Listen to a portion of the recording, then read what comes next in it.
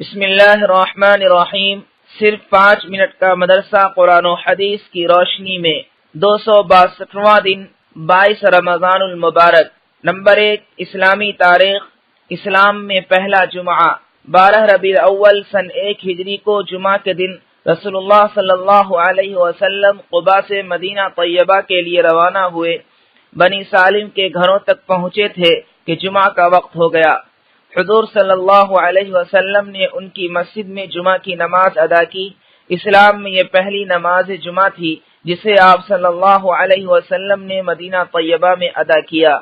آپ صلی اللہ علیہ وسلم نے خطبہ دیتے ہوئے فرمایا، خدا کے سوا کوئی عبادت کے لائق نہیں، وہ تنہا ہے، اس کا کوئی شریک نہیں، اور محمد صلی اللہ علیہ وسلم اس کے بندہ اور رسول ہیں، لہذا جو کوئی خدا اور رسول کی اطاعت کرے گا وہ ہدایت پائے گا، اور جو ان کا حکم نہ مانے گا وہ بھٹک جائے گا۔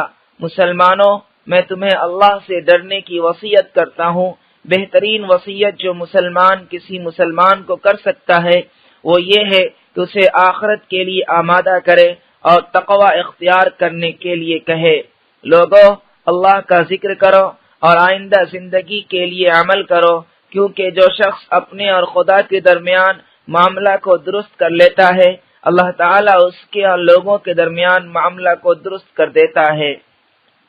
نمبر 2، حضور صلی اللہ علیہ وسلم کا معجزہ، مردہ بکری کا خبر دینا۔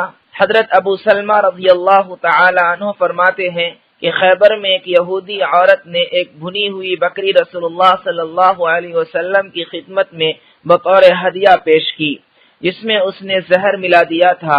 رسول اللہ صلی اللہ علیہ وسلم نے اس میں سے کچھ کھایا، اور صحابہ کرام رضی اللہ عنہم جو مجلس میں حاضر تھے انہوں نے بھی اس میں سے کچھ کھایا، مگر فوراً ہی رسول اللہ صلی اللہ علیہ وسلم نے صحابہ رضی اللہ عنہم سے فرمایا، اپنا ہاتھ کھینچ لو، اس بکری نے مجھے خبر دی ہے کہ مجھ میں زہر ملایا گیا ہے۔ نمبر 3، ایک فرض کے بارے میں، نماز چھوڑنے والا کفر کے قریب ہے۔ رسول اللہ صلی اللہ علیہ وسلم نے فرمایا، نماز کا چھوڑنا آدمی کو کفر سے ملا دیتا ہے۔ دوسری ایک روایت میں ہے کہ ایمان اور کفر کے درمیان نماز چھوڑنے کا فرق ہے۔ نمبر 4، ایک سنت کے بارے میں، والدین کے حق میں دعا۔ والدین کے لیے اس دعا کا اہتمام کرنا چاہیے، رب ارحمہما کما ربیانی صغیرا۔ ترجمہ، اے ہمارے پروردگار، ہمارے والدین پر رحم فرما جیسا کہ انہوں نے بچپن میں ہماری پرورش کی ہے۔ نمبر 5، ایک اہم عمل کی فضیلت، کون سا صدقہ افضل ہے؟ رسول اللہ صلی اللہ علیہ وسلم سے معلوم کیا گیا کہ رمضان کے بعد کون سے روزے افضل ہیں؟ فرمایا شعبان کے۔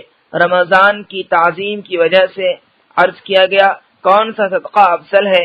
فرمایا رمضان میں صدقہ کرنا۔ نمبر 6، گناہ کے بارے میں، اللہ اور رسول کا حکم نہ ماننا۔ قرآن میں اللہ تعالیٰ فرماتا ہے، بلا شبہ جو لوگ اللہ اور اس کے رسول کو ان کا حکم نہ مان کر تکلیف دیتے ہیں، اللہ تعالیٰ ان پر دنیا اور آخرت میں لعنت کرتا ہے اور ان کے لیے ذلیل کرنے والا عذاب تیار کر رکھا ہے۔ نمبر 7، دنیا کے بارے میں، اللہ ہی روزی تقسیم کرتے ہیں۔ قرآن میں اللہ تعالیٰ فرماتا ہے، دنیاوی زندگی میں ان کی روزی ہم نے ہی تقسیم کر رکھی ہے، اور ایک کو دوسرے پر مرتبہ کے اعتبار سے فضیلت دے رکھی ہے تاکہ ایک دوسرے سے کام لیتا رہے۔ نمبر 8، آخرت کے بارے میں، کم درجہ والے جنتی کا انعام۔ رسول اللہ صلی اللہ علیہ وسلم نے فرمایا، ادنا درجہ کا جنتی وہ ہوگا جس کے 1000 محل ہوں گے، ہر 2 محلوں کے درمیان 1 سال کے برابر چلنے کا فاصلہ ہوگا۔ یہ جنتی دور کے محلوں کو اسی طرح دیکھے گا جس طرح قریب کے محلوں کو دیکھے گا۔ ہر ایک محل میں خوبصورت گہری سیاہ آنکھوں والی حوریں ہوں گی، اور عمدہ باغ اور خدمت کے لیے لڑکے ہوں گے، جس چیز کی بھی وہ طلب کرے گا اس کو پیش کر دی جائے گی۔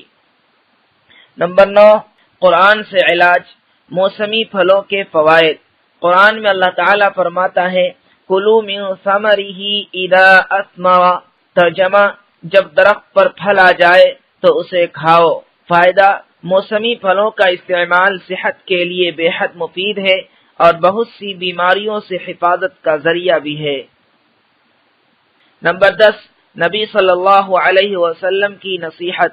رسول اللہ صلی اللہ علیہ وسلم نے فرمایا، اپنے بچوں کو 7 سال کی عمر میں نماز کا حکم کیا کرو، 10 سال کی عمر میں نماز نہ پڑھنے کی وجہ سے انہیں مارو، اور اس عمر میں پہنچ کر انہیں علیحدہ علیحدہ بستروں پر سلاؤ۔